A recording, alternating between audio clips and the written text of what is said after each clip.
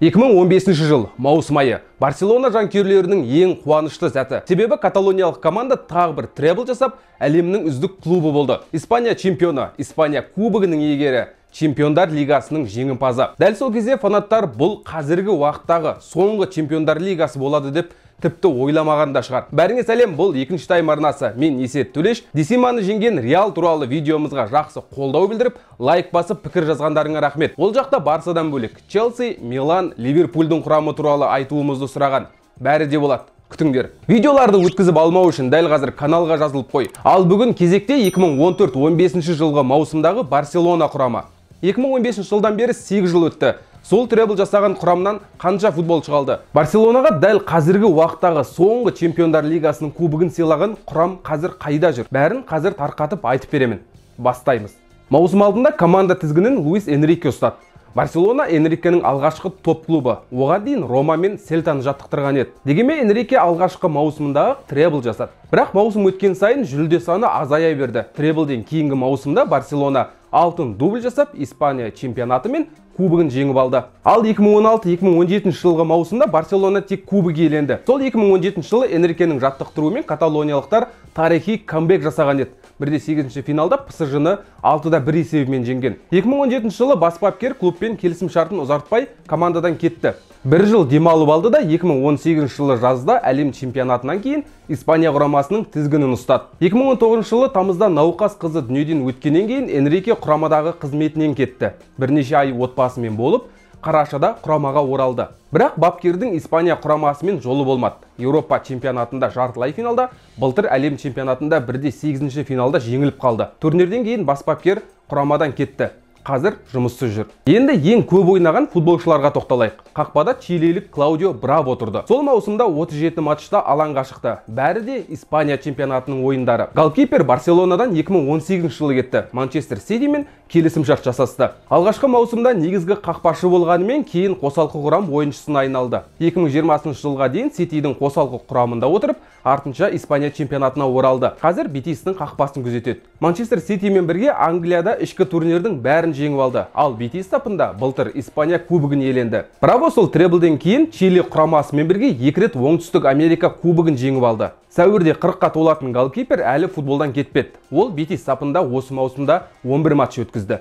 Оң қанатта қорғаныста 31 жастағы Дани Алвес ойнады. Сол маусымда алаңға 46 рет шығып, 11 нәтижелі пас берді. Әлемдегі үздік қорғаушылардың бірі болып тұрған кезі. Дани Алвес Барсадан 2016 жылы кетті. Алдымен Ювентуста, кейін ПСЖ сапында өнер көрсетті. 2019 жылы отанына оралып Сан-Паулуда 2 жыл ойнады. Өткен маусымда қорғаушы қайтадан Барселона жейдесін киді. Қартайса да командасына біраз көмектесті. Маусымның екінші жартысында негізгі құрамда шығып жүрді. Ал былтыр жазда Мексиканың Пумас командасымен келісім шарт жасасты. Дегенмен таяуда мексикалық команда сол келісім шартты бұзды. Бұған не себеп болғанын өзіңіз де біліп отырған шығарсыз. Қаңтардың басында Алвес Барселонадағы түнгі клубтардың бірінде қызға зорлық-зомбылық жасады деген айыппен ұсталды. Футболшы қазір қамауда. Оның кінәсі дәлелденсе, ең титулды футболшы 4-тен 12 жылға дейін бас бостандығынан айырылуы мүмкін. Орталық қорғаныста Жерар Пике ойнады. Сол маусымда Пике 44 матчқа қатысып, 7 гол соқты. Бұл қорғаушының ең нәтижелі маусымы. Пикені білесіздер, сол маусымнан кейін де Барселонадан кеткен жоқ. Одан кейін тағы 3 рет Испания чемпионы атанды, бірнеше рет кубок пен суперкубокты жеңіп алды. 35 жастағы Пике осы маусымда да Барселона сапында бастады. Бірақ көп ойнаған жоқ. Күтпеген жерден 3 қарашада Пике карьерасын аяқтады. Оған клуб басшылығымен және испаниялық басылымдарымен жанжалы себеп болғаны хабарланды. Себебі соңғы уақытта Пике басылым мұқабаларынан түскен жоқ. Былтыр жазда танымал әнші Шакирамен ажырасқан болатын. Оған футболшы әйелінің көзіне шөп салуы себеп болған. Қазір Пикенің Андорра деген өз клубы бар. Таяуда Испанияда медиа лига ашты. Одан бөлек Космос атты медиа инвестициялық тобы бар. Пике секілді былтыр карьерасын аяқтаған футболшылар туралы бұған дейін айтқанбыз. Сол видеоны да көруге кеңес беремін. 2015 жылы Пикенің қасында қорғаныста Жереми Матье өнер көрсетті. Сол маусымның алдында француз қорғаушысы Валенсиядан келген. Бірден негізгі құрамға кіріп кетті. Сол маусымда 41 матчы өткізіп 3 гол соқты. Жалпы Матье Карлес Пуйолдың орнына шақырылған. Бірақ француз қорғаушысы жанкүйерлерге оңай қойған жоқ. Неге басшылық топ клубтарда ойнап көрмеген 30 жастағы футболшыны сатып алғанын көбі түсінген жоқ. Алғашқы маусымдағы ойыны жаман емес. бірақ кейін жиі қате жібере бастады. Ақыр соңында оны көптеген сарапшы мен жанкүйерлер сәтсіз трансферлер тізіміне қосты. Матео Барселонадан 2017 жылы кетті. Португалиялық Спортингке ауысты. Ол жақта негізгі құрам ойыншысы болды. Бір мәрте Португалия кубогын жеңіп алды. Ал 2020 жылы жазда ауыр жарақатына байланысты карьерасын аяқтады. Қазір ол әуесқой деңгейде футбол ойнап жүр. 2021 жылы Францияның 7-ші дивизионда ойнайтын Люин командасына қосылды. Қорғаныстың сол қапталында Жорди Альба ойнады. Содан бері ештеңе өзгерген жоқ. 2012 жылы Барселонаға ауысқан Альба әлі де сол қанатта ойқастап жүр. Кезінде бүкіл әлемге үрей ұялатқан Барселонадан қалған аз футболшының бірі. 2015 жылғы треблден кейін Жорди Альба 3 рет Испания чемпионаты, 4 рет кубок, 3 рет суперкубок иегері атанды. Қазір команданың вице-капитаны, наурызда 34 жасқа толады. Қазіргі келісімшарты 2024 жылы жазда аяқталады. Сондықтан Альбаны әлі де Барселона сапында көреміз. Тіреуші жартылай қорғаушы позициясында бас бапкер Серхио Бускетске сенім артты. Альба секілді Бускетс те клуб ардагері. 2008 жылы Барселона негізгі командасына ауысқалы ешқайда кетпеді. Қазір Барселона капитаны. Бускетс биыл жазда 35-ке толады. Келісім шарты жазда аяқталады. Және бұл жартылай қорғаушының Барселонадағы соңғы маусымы. Жазда МЛС-ке ауысады деген хабар тарады. Оны Интер Майами жейдесінен көріп қалуымыз әбден мүмкін. Хави. Бұл Хавидің соңғы маусымы болатын. Пуйол кеткен соң Хави Барселона капитаны атанды. 34 жастағы сиқыршы сол маусымда Ла Лигада бір ойынды негізгі құрамнан, бір ойынды қосалқы құрамнан бастап жүрді. Чемпиондар лигасында мүлдем қосалқы құрам ойыншысы болды. Жалпы сол маусымда 44 ойынға қатысып, 2 гол мен 9 нәтижелі пастың авторы атанды. Требл жеңіп алғаннан кейін Хави 2015 жылы жазда еуропалық футболмен қоштасты. Катардың Әл-Сад командасымен келісімшарт жасасты. Ол жақта 4 жыл өнер көрсетіп, Катар чемпионы атанды.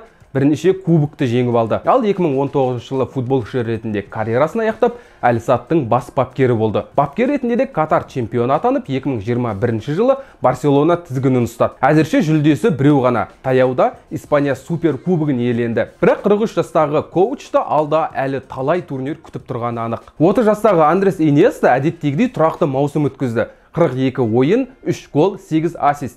Хави кеткеннен кейін келесі маусымда Иньеста капитан болды. Андрес Барселонадан 2018 жылы жазда кетті. Треблден кейін 2 рет Испания чемпионы, 3 рет кубок иегері атанып үлгерді. 2018 жылы жазда жартылай қорғаушы жапониялық Висел Кобеге ауысты. Сол кезде 3 жылда 90 миллион евро табатыны хабарланған. 2020 жылы Иньеста Жапония кубогын, келесі жылы супер кубогын жеңіп алды. Андрес қазір Жапон клубының капитаны. Биыл мамырда 39-ға толады. Былтырғы маусымда 27 матчқа қатысып, 3 гол мен 3 нәтижелі пас берді.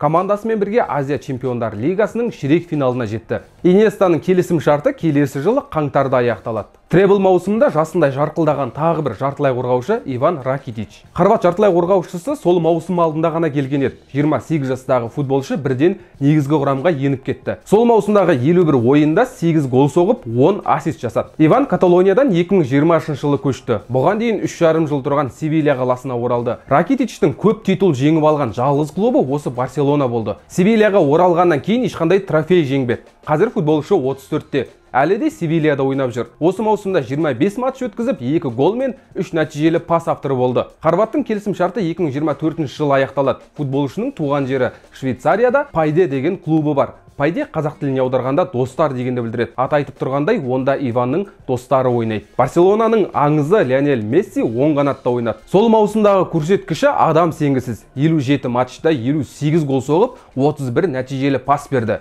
Лайық түрде алтын доп иеленді. Сол 2015 жылдан кейін әлі табысты ойнап жүрген жалғыз Месси шығар. Лео 2020 жылы тамызда Барселонадан кеткісі келді. Клубқа ресми құжат та жіберді, бірақ басшылық оны жібермей қойды. Сол маусым сәтсіз болды. Команда чемпионатта 3-ші орын алды. Чемпиондар лигасының 1/8 финалында ПСЖ-дан 2 ойын қорытындысы бойынша 2/5 есебімен жеңілді. Тек Испания кубогын жеңе алды. Месси каталониялық клубтан ақыры 2021 жылы кетті. ПСЖ-мен келісімшарт жасасты. Париждік клубпен бірге Франция чемпионы атанып, суперкубок иеленді. 2021 жылы 7-ші рет алтын доп жеңіп алды. Лео құрама сапында да табысты өнер көрсетіп жатыр. 2021 жылы Америка кубогын жеңіп алса, былтыр Катарда әлем чемпионы атанды. 35 жастағы форвард әлі бабында. Осы маусымда ПСЖ сапында 21 матч өткізіп, 13 гол соқты, 14 ассист жасады. Футболшының биыл жазда келісім шарты аяқталады. Бірақ Месси Парижде тағы 1-2 маусым ойнауы мүмкін.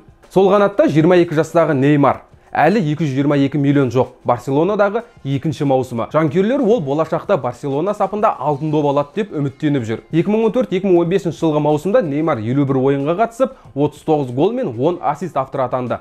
Тамаша нәтиже. Неймар күтпеген жерден 2017 жылы Барселонадан кетіп қалды. ПСЖ футболшыны 222 миллион еуроға сатып алды. Содан бері трансфер нарығы быт-шыт болды. 100 миллион ақша болмай қалды. Бірақ Неймар әзірше тарихтағы ең қымбат футболшы болып тұр. Неймар бір аптадан соң 31-ге толады. Ақыры алтын доп ала алмады. ПСЖ-ға ауысқалы да чемпионатта орташа есеппен 17-20 матч қана өткізіп жүр. Осы маусымдағы қарқыны жаман емес. 16 гол соғып, 15 нәтижелі пас беріп үлгерді. Орталық шабуылшы позициясында 27 жастағы Луис Суарес ойнады. 2014 жылы жазда Барселона оны Ливерпульден 81 миллион еуроға сатып алған. Осылайша Суарес алғашқы маусымында требл жасады. 25 гол соғып, 23 ассист жасады. Бірінші маусым үшін жақсы статистика. Суарес Барселонада 2020 жылға дейін ойнады. Гол соққыш бомбардир шеберлігін маусым сайын дәлелдеп жүрді. Бірақ 2020 жылы Барселона 33 жастағы шабуылшысын аз ақшаға Атлетикоға сатып жіберді. Ал Суарес Мадридтегі алғашқы маусымында Атлетикоға чемпиондық алып келді.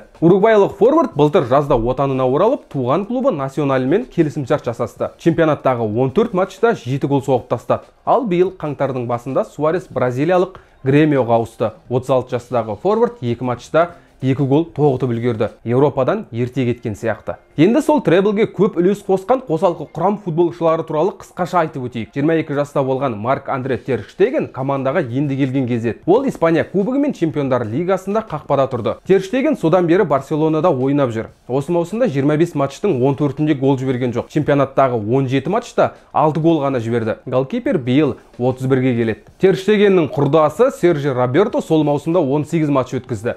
Жалпы Роберто бүкіл карьерасын Барселонада өткізіп келе жатыр.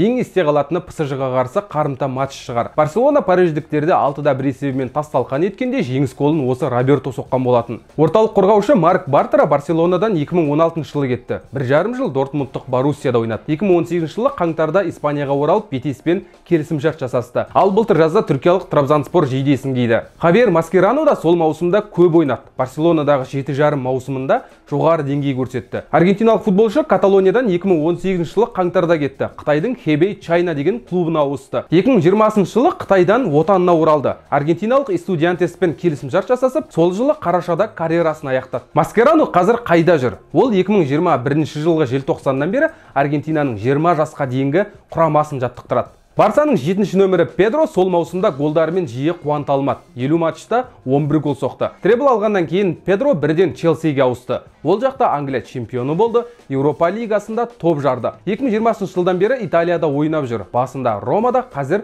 Лациода доп тебеді. Мартин Монтойяны да ұмытпаған шығарсыздар. Қорғаушы Барселонаның негізгі құрамына іліге алмай-ақ қойды. Треблден кейінгі маусымда Интерге жалға берілген. Онда 4-ақ матч өткізді. Артынша Валенсияда, Брайтонда ойнап қайтты. Ал 2020 жылы Бетиске ауысты. Бірақ жылына 7-8 матч қана өткізеді. Биылғы маусымда 3 матч қана өткізді. Альбаның орнында кейде Адриано ойнап жүрді. 2015 жылы 27 матчқа қатысты. Қорғаушы Барселонадан 2016 жылы кетіп Бешикташпен келісімшарт жасасты. Ал 2020 жылы бразилиялық Атлетико Паранаенсе жейдесін киді. Артынша Бельгияның Эйпен командасына ауысты. Бельгиялық клубтан 2021 жылы жазда кеткен. Содан бері клубсыз жүр. Карьерасын аяқтағаны туралы ресми хабарлаған жоқ. Футболшы қазір 38 жаста. 21 жастағы Рафинияның Барсадағы алғашқы маусымы. Өткен маусымда Сельтадан жалда ойнап келген жап-жас түлегі. 2014-2015 жылғы маусымда Рафиния алаңға 36 рет шықты. Бірақ жартылай қорғаушы Барсаның негізгі құрамына іліге алмай-ақ қойды. Интерге кейін Сельтаға жалға берілді. Ал 2020 жылы